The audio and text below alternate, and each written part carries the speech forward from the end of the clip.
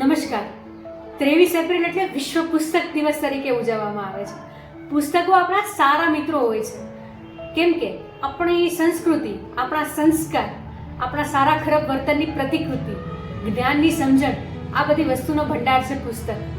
મહાન અંગ્રેજ કવિ શેક્સપિયર આ દિવસે દુનિયા છોડીને ચાલ્યા ગયા હતા. એમની યાદમાં આ દિવસ ઉજવવામાં આવે છે. અને પુસ્તક દિવસ ઉજવવાનો મુખ્ય ઉદ્દેશ આજની પેઢીને કમ્પ્યુટર અને મોબાઈલથી દૂર કરીને પુસ્તકો તરફ તેમનું ધ્યાન ખેંચવાનું છે. પુસ્તક એક જ્ઞાનનો ભંડાર હોય છે અને એક સારા મિત્રની ગરજ સારે છે. મને ટિળકે કહ્યું હતું કે હું તો નર્કમાં પણ ઉત્તમ પુસ્તકોનું સ્વાગત કરીશ. ઉત્તમ પુસ્તકો એ અખૂટ પ્રેરણા સ્ત્રોત છે અને પુસ્તકો વાંચવાથી આપણને સફળતાના શિખરો સર કરવાની પ્રેરણા મળે છે. 1995થી શરૂઆત થઈ આપણા ભારતમાં 2001થી પુસ્તક દિવસ ઉજવાય છે.